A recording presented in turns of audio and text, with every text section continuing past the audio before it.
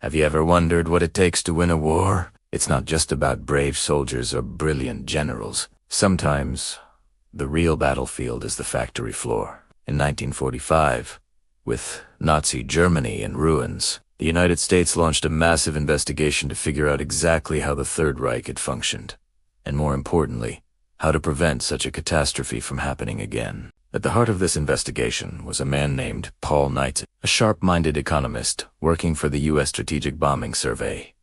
His target, Albert Speer, Hitler's Minister of Armaments and War Production. Speer was the architect of Germany's war machine, the man who miraculously kept the factories running even as Allied bombs rained down. For 7 intense days, in a secluded castle, Nitze interrogated Speer, trying to unlock the secrets of the Nazi war economy. Nitze went in with a clear assumption, one shared by most of the Allies, that Germany's production was a juggernaut, a fearsome and efficient engine of war that had almost conquered the world. He expected to find a masterfully organized system, a testament to German engineering and discipline. Speer, a smooth and intelligent operator, played right into this narrative. He presented himself as a technocratic genius who had single-handedly tripled Germany's arms production in the face of overwhelming odds. He painted a picture of a nation fully mobilized, every gear turning in perfect sync for the war effort. And for a while,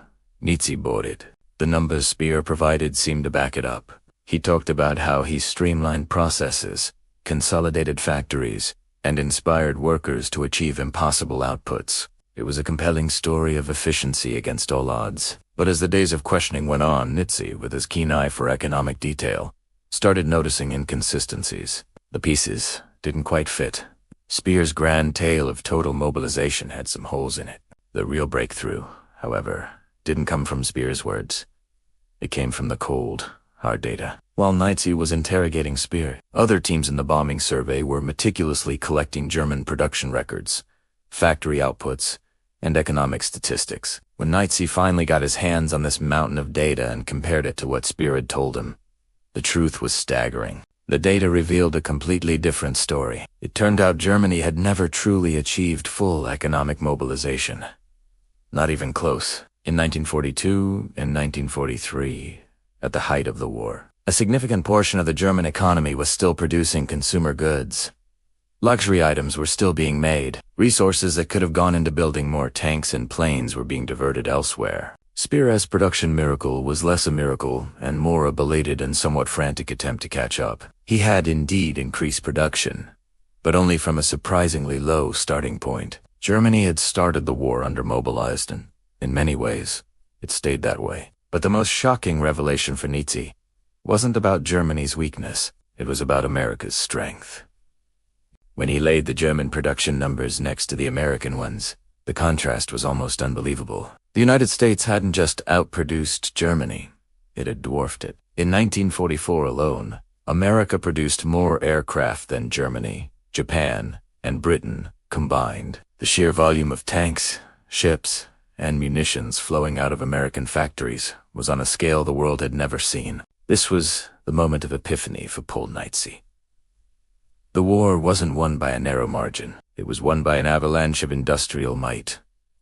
America hadn't just built an army, it had become the arsenal of democracy, and that arsenal was overwhelmingly powerful. While Speer was scrambling to squeeze a little more out of a strained system, American factories were running 24/7, with a workforce that included millions of women entering industrial jobs for the first time, all contributing to an unprecedented wave of production. Nitze realized that the Allied strategic bombing campaign, which he was there to study, was only part of the story. Yes, it had disrupted German industry and hampered its ability to fight. But the decisive factor was the simple, brutal math of production. The Allies could build and replace their equipment far faster than the Axis could. For every German tank knocked out, several new American Sherman tanks were rolling off the assembly line. This discovery profoundly shaped Paul Nitze's worldview and his entire subsequent career. He went on to become a key architect of American Cold War policy for decades, serving under multiple presidents. His experience in that castle with Albert Speer taught him a crucial lesson.